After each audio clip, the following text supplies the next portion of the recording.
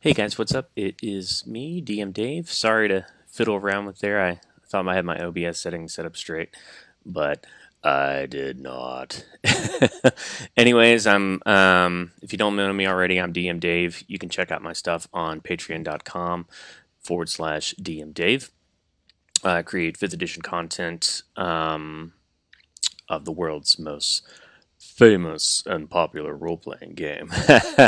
You can get a number of adventures, monsters, player options, and all kinds of cool stuff there. And if you would, go ahead and like and subscribe to this channel, and you'll get to see me create more cool stuff. But anyways, today I wanted to show off some of my chops in Roll20. Roll20, if you aren't already using it, is a virtual tabletop service. They're pretty rad, roll20.net. We have a great relationship with them and lots of content up on that platform as well, including a number of the adventures that you can get on my Patreon have been converted to Roll20. So with dynamic lighting, original tokens, and all the doodads that you like to play a game straight out of the box. Today I wanted to kind of show off how to do dynamic lighting, which is one of the things that really sets Roll20 apart, I feel, from its competitors. What I've done here is I've gone into my Roll20 account, an adventure that I'm setting up, and this is going to be part of a large adventure path called They Came From Beyond, a little bit of a Arctic sci-fi horror, so kind of in the vein of like I would say like 50 sci-fi meets John Carpenter's The Thing. Okay, it's going to be a 12th level adventure, and ideally this will be able to be played directly after the new Wizards of the Coast module, which comes out in September, called Rime of the Frost Maiden. Up here, I've already uploaded a number of items into here. Most of the maps that I'm working with, I've got a still that I'm still trying to get. Today already, if you haven't already seen it, I've just uploaded the first part of this venture called Mutiny on the Chivalrous, and we can take a look here. As long as Roll20 allows me. I've already got the dynamic lighting set up on this, so I won't go and mess with anything there, but I'm starting to build this adventure in Roll20 first so that I can already have it up and ready to go by the time we release the full adventure, which the full adventure will end up appearing in my monthly book series, Broadsword. It'll be in Broadsword number 8. I think number 8. Yeah, it should be in number 8, which is going to be an Arctic themed broadsword. I've already got a lot of the lighting done on this. Oh shoot, you can see I actually might have, looks like I've missed some lighting up here. So since I'm on the subject of lighting, why don't I go ahead and do this. As you can see, I've got all the dynamic lighting. Oh, you know what I did? I left it off of this specifically so you could see that there's water all around. So that was intentional. Otherwise, when they're below deck, you can see there's blue. But let's go to a brand new map. This is going to be the last piece of it, so if you don't want spoilers, you might want to cut away now, but this is going to be the last big feature of it. I've got a Tim Harton map here. Tim Harton is probably my favorite cartographer to work with. He's got a kind of an old school style that he uses with his maps. They're rarely done in color. If he does do color, they're like old school blue maps, but they're basically just black and white maps. I like to add a little bit of a beige background to it. In fact, I use the exact same beige that's used in his most popular series of maps, which is Dungeon of the Mad Mage, which you can actually purchase now on Roll20, and I currently run for my patrons 5 to 6 nights a week. Anyways, I've added a beige background here, and I've already got this pretty much set up with all the doodads that I like. In order to use dynamic lighting, what you'll have to do is, once you have created your new map layer, you're going to want to go, and I use legacy lighting for now. They're still creating a new dynamic lighting system. I've played with it a little bit, but I prefer the legacy just because I think it has all the kinks out. But definitely try out the new dynamic one too. But today, for the purpose of this video, I'm going to be doing the legacy version, which is the old school version. Okay, so in order to get dynamic lighting on for a map, you need to make sure first that your dynamic lighting button is checked, and then I click enforce line of sight.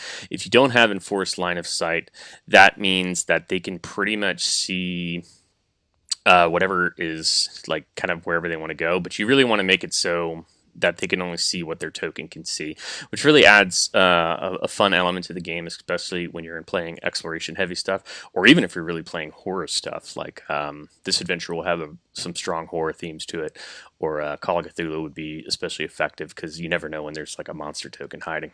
The other thing I like to put on is restrict movement. This means that the dynamic lighting lines that we're going to draw will prevent characters from moving. So not only does it block line of sight and light sources that come out, it's also going to stop characters from going places that they can't. You can also adjust the darkness. I leave it on default, but if you want it to be like especially dark on your layer, you can keep that checked on. All right, so once we have all of our dynamic lighting set in, I don't know why that keeps popping up today. We're going to go into our map. I'm going to take a quick look around. I'm going to make sure that I get a feel for the map. I've used a player version of Tim's map here, which this is actually one of his Friday freebie maps, so you can get the basic versions of this map for free on his site, paratime.ca, or you can get them on DriveThruRPG, which there will be links for. I licensed the maps from him directly, so I actually have the original PSD files. But Tim's pretty easy to work with, so if you ever get a chance to message him and talk with him, you can also license some maps from him. That way, if you're a designer or somebody who wants to kind of do some of the work that I do. All right, so one thing that this map is missing is, since this is the player's version of the map, it doesn't have its secret doors on it. So before we start drawing a map, like if you look here in this area here, I can almost guarantee you there's secret doors probably here, I would guess right around here, and probably here. So we need to make sure that we at least annotate where the likely places are, where our secret doors are, because the last thing you want to do is draw all of your dynamic lighting and then realize that you forgot a couple places that have secret doors. So you can't see this because I'm just filming my the map, which you are, or my Firefox. But I'm going to go into the original map file on my PSD, and I'm going to look to see where Tim's put all the secret doors. It looks like there's 1, 2, 3, 4, 5, 6. Okay, so and pretty much the secret doors are right where I guess they were. They were all kind of in that little cluster there, which is cool. All right, so really just to mark the secret doors, I'm just going to pick my tool. I'm going to put it in the GM layer. That way the players can't see it. And if you aren't familiar with your different layers, over here in your toolbar, you have 4 important layers. You've got map and background, which is going to be, it's pretty much stays static the entire time unless you go to the map and background. There really isn't much you could do to move it. Players can't interact with it, and it goes underneath the grid. So if you've got something that you don't want to ever really move, that's where you put that. Next is object and tokens. Those are things that players can always see, and that they can, if they have control over, they can move around, and also you can move around. And GM info layer is where hidden stuff is, like if you have a monster that's hiding, or you've got encounters that might pop up, or you've got notes on the board, that goes there, and you can adjust the opacity, meaning how transparent it is. And then finally, you have dynamic lighting layer, which is the one we're going to be playing with most of the day. But in order to mark our secret doors, first we're going to start with our GM info overlay. I'm going to type, gee whiz, I might have to reset this because it's being froggy on me. I'm going to type a nice capital S here. All right, I'm going to reset this guy because it keeps giving me this warning message. So yeah, we want to make sure that all the secret doors are in there, and I'm going to show you a couple tricks to do some pretty cool dynamic lighting. Dynamic lighting, in my opinion, is really, like, it really can take your typical D&D game and move it on to the next level. Now, dynamic lighting, I don't believe automatically comes with Roll20, the default memberships. So you're going to have to upgrade to, I think they're Plus memberships. I use Pro membership, and Pro membership gives me all their features, lets me create products on their page and do all kinds of cool stuff. All right, so we've reloaded. Looks like that error bar is not coming up anymore. That's good. I don't need you. We're going to go back to our dungeon page. Hopefully there's nothing froggy. Looks like I lost my S, but that's okay. It was acting up anyways. We're going to go back to our text bar, put it on, I think 100 should be good enough for now. Let's make it white so we can read it pretty easily. And I'm just going to type a capital S and put it where it's supposed to be. If you don't hold the Option key, you'll see usually things snap to the grid. I believe there's an option to turn it off, but I usually do snap to grid because it really makes life easier for tokens. But we're going to just hold your Option key, or it's a Alt key if you use a PC. Let's see. Where's our next one? That's our first one. Next, I'm just going to grab that again. I'm going to hit Command or Control C and then copy it. And then I'm going to move this guy over to here. And we're just going to keep doing that until we've got all of our little doodads in place. If you see there's this little handle here, this lets you rotate it. And just like the other stuff, it'll snap to a 45-degree point on the compass, or degrees, I should say. So we're going to do that. And there's our... Now, I'll probably go back when the final version and put a little bit nicer token than that, like something that really stands out. But for now, this is just going to be for my own benefit. And there's one more right here. Okay, I'm going to double check my Photoshop again that has the original GM version of this. Oh, let's see, there's another one over here, right here. Make sure we get all these in place so we don't draw over them, because it's a pain in the butt to go back.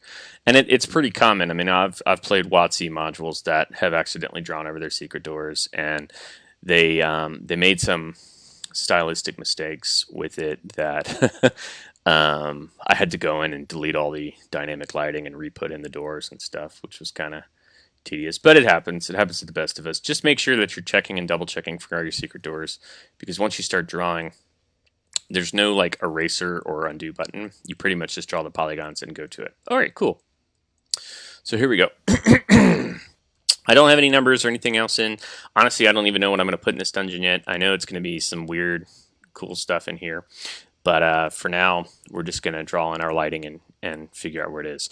The first thing we do when we're doing dynamic lighting is we are going to want to start off with the hard lines that go around the walls. The best way to do this is to use, you've got a number of tools here that you can use only in the dynamic lighting layer. You've got draw shape, polygon line, and text. I'm not sure why you would ever need text in dynamic lighting, but it's there if you need it. You can also clear all your drawings in one shot. Be careful, that is like a that's your nuclear option. Pretty much you're just going to live within draw shape and polygon line. There are two schools of thought on this. One, you can draw shape. Like if you've got a lot of right angles like this map does, you can take a shape and you can draw it so it fits up to the lines.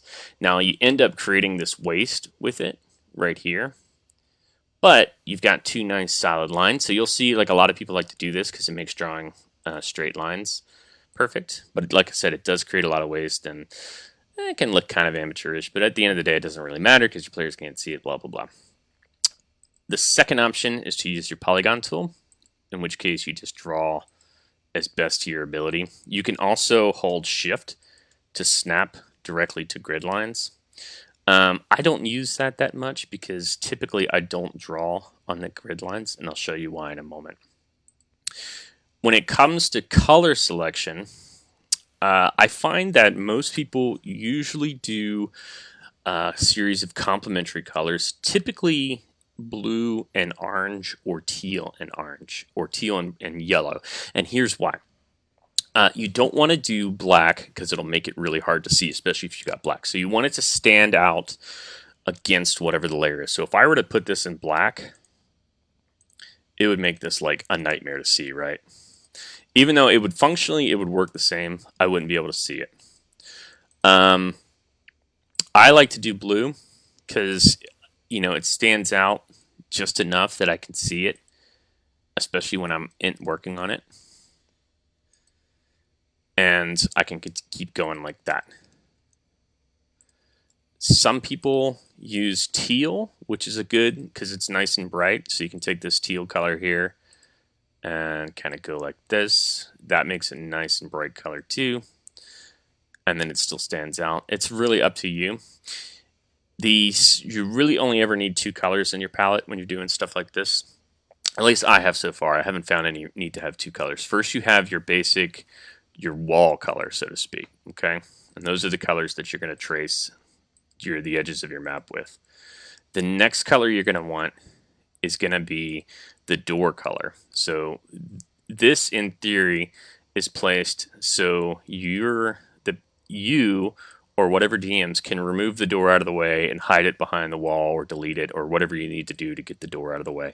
And you want it to be a brighter color, ideally a complementary color like blue and orange, or in this case teal and yellow, in order to make it noticeable so you can immediately like scan the map and recognize where the doors are. So if you go back to my ship here, you can see I've used blue for the walls and then orange for the doors, which I can move the doors out of the way any way that I want.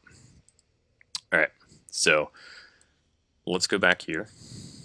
All right, let's talk about that. So that's basically colors. Red and green, probably not so much, just because you remember there's some people who are colorblind, and red and green color blindness is fairly common, so you may not want to use those colors. But I tend to stick with blue and orange. I find that's what a lot of the WotC modules use, so my thought is always, well, if it's good enough for the big guys, it's good enough for me. Now I like to get really close in, and I like to start in a good spot. Let's say we'll start with this. This is the entry staircase to our dungeon here. You're going to want to leave, so take a look at the squares that you have around it. You're going to want to not go right up to the line, because you want them to be able to detect, like the players, when they're moving through, to be able to detect where the actual wall is. So if you do it real close, it can sometimes be confusing, but if you leave a little bit of a margin, especially if it's got a nice like snow texture, like a fuzzy texture like this does, this tells the players, okay, that's a wall. And when you're dealing with like a full colored map or something like that, it'll be even more so. Now with this boat one, I didn't have the luxury of that because I didn't have a whole lot of margin. So, it's just going to have to figure it out, and you're going to have to leave it up to the DM. And remember, the DM is always going to be able to see a different vision than what the players are seeing. Okay, so I'm going to go up here. I'm going to leave a little margin. I don't like to leave too much of the actual grid, so remember, there's always a grid here. You just can't see it because this black fuzz does a pretty good job of hiding it, but the grid's here too. I like to leave a little bit of the grid, but not the full cell, because that way you don't want players to just walk into the grid. I'm going to start here. I'm going to go down, and you can hit Control Z or Command Z to restart it if you don't get a perfectly straight line.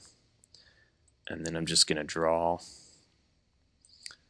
nice little lines all the way around this rotunda, which is a fancy way of saying a round room.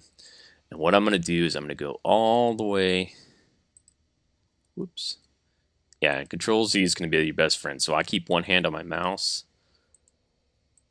Definitely try to use, if you're using a laptop, definitely try to use a separate mouse, because this can be a real pain in the butt if you don't. And then you see I get right up where there's little margins left here, and I'm going to go straight to here and just try to get it as perfect as I can. Okay. Once you start drawing straight lines, it's pretty simple and nice. So typically I like to do 2 to 3 rooms and make them nice and clean, and then kill the line. And I'll tell you what I mean in just a second. Let's see if I can get a good zoom out here. And it's okay if it's not perfect. I mean, when you're in the heat of the game, people aren't really going to notice this, like if the wall is slightly askew or at a weird angle. They're going to be focused more on the gelatinous cube or dragon that's in the way.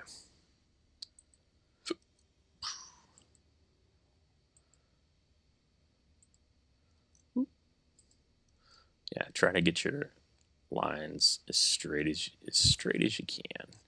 And again, if you don't want to draw straight lines, and if you don't care about cheesing it a little bit, you're free to use. I'll redo this whole section.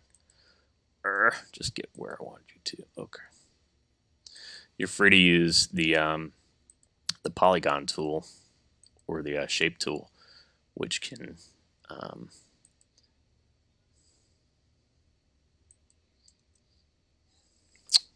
it's being laggy on me. You can use the shape tool, which will draw a nice, there, that's good enough, box for you. Ooh, first try.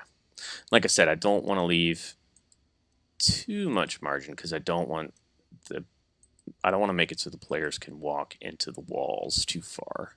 Because that looks kind of tacky. So I'm going to get to the end of this natural cavern here, and then I'm going to go ahead and hit my right mouse button.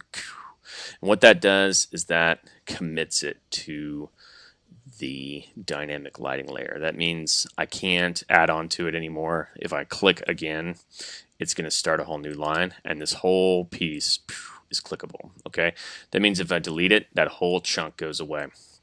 You don't want to draw too big of sections, because if you made a mistake that you didn't notice early on, it's going to be pretty hard to go back and fix it, because you're going to have to, say if I were to draw like as much as I could with one line, like, yeah, I did one line, like draw through this stuff, go all along this like little underground river, up to here, all the way back around to get into that. That's cool and all, but then if I forgot like a secret door like somewhere, I would have to delete the whole thing and start over from scratch, and that could be pretty frustrating. In Dungeon of the Mad Mage, the module on here, I ran into an exact problem like that. I didn't design the dynamic lighting. It was done probably by a third party hired by Roll20 to do Wizards stuff. And they had this huge piece, like pretty much like half the map of the 10th level of Dungeon of the Mad Mage, and they'd forgotten all the secret doors in one section. Like, and it's really obvious they're secret doors too. Like you've got like these 4 alcoves, and they all should have secret doors in them. So I had to delete that entire layer, and ended up like, and these are massive maps too, man. These are like, this map right here is, I would say, this one's pretty big, but this is probably like 1/4 the size of some of those Dungeon of the Mad Mage maps. So I had to delete it, put in the secret doors manually, and go back and redraw all the stuff. It was really tedious. I didn't have to do it. I could have just theater of mind it, but still, it was just like, oh my god, this is so tedious. So yeah, make sure you're cutting off your sections early. Otherwise, you'll end up with an issue like that where you have to go back. Natural shapes are a little bit more fun to do because they can be kind of rough and chunky, and you don't have to worry about lines. So I kind of like doing caves because it's okay to make them jagged.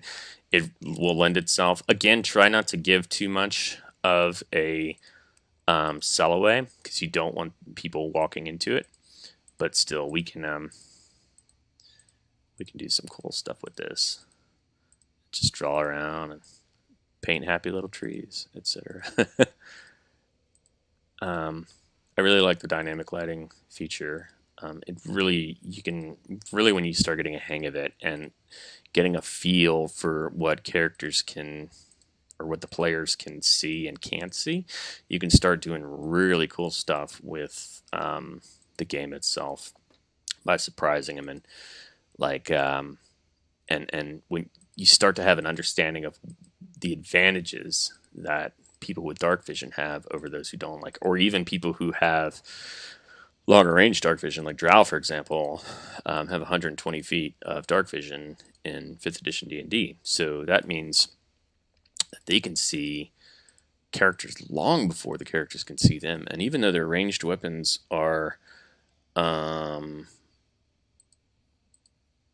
30 feet on the short range, they the disadvantage they would have for attacking at a longer range is canceled out by the fact that their targets can't see them. So it's kind of cool. You can like have them shooting from up to 120 feet away. Another great monsters for that are spectators, which are the lesser beholders. They've got 90-foot eye rays and 120 feet of dark vision. So as long as they stay like 80 feet, 80 to 90 feet away, they can snipe characters from a distance, which is a whole lot of fun to do when you're messing with players in the dark. And they're pretty powerful. I almost like spectators more than beholders because they're cheaper. They're cheaper CR. They're CR3. They've got 120 feet of dark vision. They pick their eye rays. They don't have to do any of that random roll stuff. So if you read the raw text, it says they can fire any 2 eye rays. There's no like random rolling like you have with the big mama beholders. And I mean, yeah, they don't have disintegration and stuff like that, but I mean, getting hit with an innervation ray, which I believe does half damage on a successful save, I think that's huge. And they can do that. They get 2 rays per round, so you target characters with low wisdom. Oh my gosh. You can target one character that's got low wisdom, one character that's got low con, and just keep chaining it. And even if you're going up against creatures that have high con, you're still going to do necrotic damage to them, which is pretty rad. You just hit them with like a charm ray, not a charm. What do they have? I think they have paralyze, stun, and something else. Oh, confusion. Oh yeah, yeah. You confuse the low wisdom barbarian, and then just blast him from a distance, and then move 30 feet, and they'll never catch you. And if they start getting too close, like you've got monks or like people with faster move speeds, you just use your full movement turn to increase your distance again. So little tactical tricks from them. I love that kind of stuff. But yeah, anything with like tons of like Durgar aren't as much fun. I mean, they've got invisibility, which is cool. So they can't really be surprised when they're in the dark, but they don't have any good, fun martial stuff. I'm going to cut this guy here. Okay. Let's see where we are. All right, so I went around this natural river, went up here. Because I was blabbing, I probably started going too far, but that's okay. Got some narrow walls to draw on, so let's start again here. We'll go to here. Let's give this a little, we'll overlap this a little bit. Sometimes you want to overlap because even if you can't see it, there might be like a very small like hairline fracture in your dynamic lighting, and if you've got even the smallest line, like light will go through it, including your characters or your players' characters' vision. So try to close them the best that you can if you're drawing multiple lines. This one's tough. I almost want to use... All right, so I'm having trouble getting into these lines here. So what I'm going to do is I'm going to switch to my shape tool, and I'm going to cheese this a little bit. I'm going to go and I'm going to draw this guy here. And I'm going to move it a little bit so it's nice and centered. The only thing I don't like about their shape tool is it leaves like this little dimple in the... see, there's like a tiny dimple here, but that's okay because we'll end up overwriting it. And then we're going to draw... whoops. We're going to draw another one right on top of this. And we'll just make it nice like this and shift it with our move tool.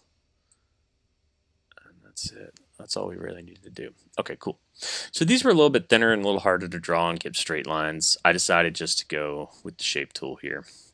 You can do the whole dungeon this way, but I just used it for this particular section. Actually, I might want to even get this, again, I like to have a nice little margin, so let's squeeze this down. You can grab these handles here on the shape itself and bring it and squish it a little bit. It might distort the shape some, but it doesn't matter again because remember, the only person who can really see this stuff is going to be you. So there's no need to sweat if it's not perfect, as long as it has the desired appearance once you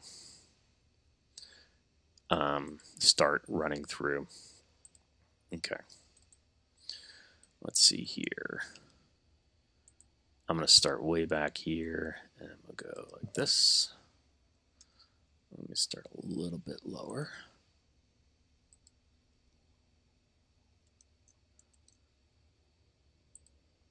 Try to get that. Okay. I think that'll do. Circles can be hard to do. The trick to these is just do little bitty lines going all the way around. Remember to leave a margin. And look, here we come back to.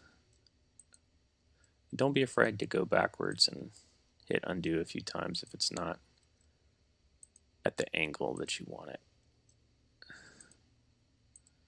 Here we go. And I'm going to reattach it right there.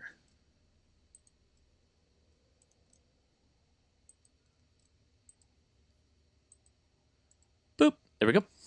All right. So this is the first basics done, right? Look at all this. We've got this whole like negative space here filled in. Looks pretty cool. What we can do now is just to show you kind of what it looks like. We can grab a token that we've got. Let's take our bandit captain here. I think he's got, whoops. Make sure we're putting him on the token layer. All right. So here's our bandit captain. I've already got him programmed in with everything he needs, but if you needed to get a token in there and you don't have like a compendium or something set up, make sure you go into its settings by clicking the little cog, go to advanced, and you'll see that it has sight. Now he's a human, so he won't have any light. So let's use one that actually has dark vision. I believe our, let's see, I think black pudding's got blind sight. All right, we'll use this clay golem here. You can see the clay golem has 60 feet of dark vision, or 60. This is going to be, it says emits light, but what it actually means is this is the light that it's emitting for itself. So unless you click all players see light, only that token can see this. I know it can be kind of confusing, but imagine it this way. If you want to do dark vision, he'll have 60 feet of light. And I'll tell you why this is negative 10 in a second. At 360 degrees, which is default, as long as this isn't clicked, only they can see that light. So this essentially becomes their sight. We've clicked on has sight too. If you wanted to change the angle, like they only have like a narrow field of vision. Like if you wanted to be more realistic, or if you're playing like a hardcore horror game like Call of Cthulhu, where you want them to be able to look in like different angles, you could change the angle. For D&D, I feel 360 is fine. Otherwise, it'll get really tedious. You can also change the multiplier on what they can see. So if they have a torch, but their dark vision is further than the way their torch goes, you can put that on. We are not using advanced fog of war in this. I love the feature. I think it's fantastic. But when you're playing with games that have a lot of different people with different levels of like I run on a MacBook Pro, but not everybody in the world does.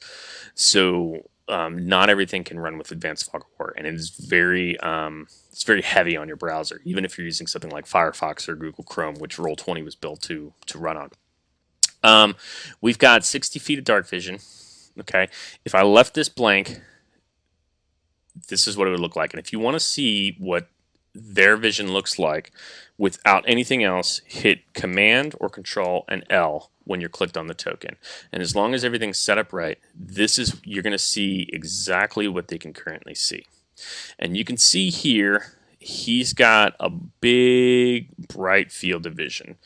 Let's move him to somewhere where it's even more noticeable. Let's say over here. You can see again, big bright field of vision. The line of sight is we can't see our line here, but that's where it is. It's blocking his vision, right? He can't see beyond that. And you can see it's this perfect circle of bright light.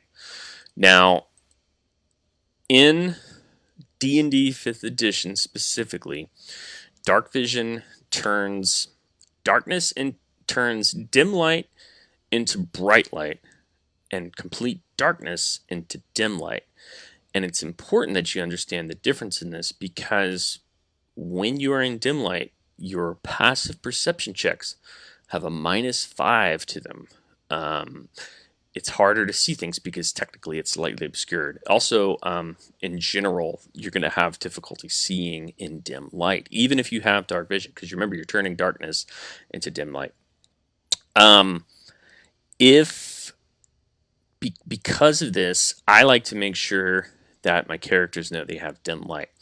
Now, you have 2 light radiuses here on the emits light for your token. You have 60 feet, and then you have the start of dim. Technically, the start of dim light for someone with 60 feet of dark vision is going to be about 0, right? But unfortunately, if we do 0, it doesn't actually change it. You can see it creates this little halo of bright light around them. So that's not what we want. But you see everything else is now dim light. So that's great, but we don't want this dim light halo. So what you do is you set this to -10, and boom, there you go. Now we hit Command L, and you can see there's only dim light. Now, if you have, let's say we've got a human, like this bandit captain again, and he is carrying, like, he doesn't have any kind of sight. So this is what it's going to look like for him. It's just going to be his token, and oh my god, I'm in the dark. This sucks. What's over here? Let me light my torch and see what I can see. So a torch is 20 feet of bright light, 20 feet of dim light. So you're going to put in 20 feet of bright light and 20 feet of dim light. You need to do 40 feet total in light. So the 20 plus the 20, and then the start of dim is at 20. So 40 plus 20, a total of 20 light. And it's like, all right. Also, make sure you click all players see the light. So this is important because he's got a torch that means everybody can see him. So we're going to click that on, and he's go, there's a clay golem here. Yikes! Run away. Now the clay golem's in the dark. And the clay golem can also see his light, right? If we didn't have all players can see light, it would look like this for the clay golem, right? But for the bandit captain, it would look like that. So make sure if they have a light source that everybody can see that that's clicked, that's right. Otherwise, if it's just their own vision, leave it like it is. So he can see his torch, but the bandit captain can't see his vision. So if the clay golem moves over here, the bandit can't see what the clay golem sees. But guess what? The clay golem can see him. And this is why the genius of why dynamic lighting is so great. Because look, I got a clay golem here. I can see this bandit captain. This bandit captain can't see my clay golem. So clay golem could be like, oh, he ate the bandit captain. So this is the basics of dynamic lighting. Some pretty cool stuff. There's some more interesting stuff that I'll probably cover in some future topics, like how to do columns, how I do doors. I draw straight lines for doors. Some people do some other tricks, statues, things like that. But this is the real basics. Just draw some nice lines. Make sure you're double checking with your tokens. Make sure everything's set up like you need to have it set up. And once you've got that going, you're good to go. Anyways, thanks a lot, guys. Remember, it's patreon.com/DMDave is where you can read all my content. I'm put out 6 adventures per month, probably like 20-something monsters. I don't know, just a ton of content. It's ridiculous. Plus, I've got 300 PDFs on there. And be sure to like and follow my YouTube channel for more awesome content on how to be a totally rad DM. Anyways, see you later.